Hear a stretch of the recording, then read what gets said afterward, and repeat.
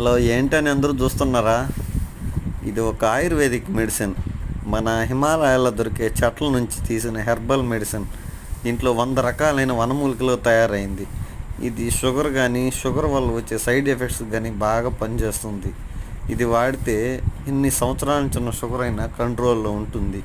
ఇది ఎలా వాడాలంటారా?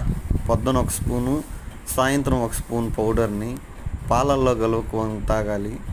లేదంటే వేడి నీటిలైనా కలుపుకొని తాగొచ్చు. ఈ షుగరు ఎన్నో సంవత్సరాల నుంచి ఉన్న షుగర్ అయినా నార్మల్గా చేస్తుంది.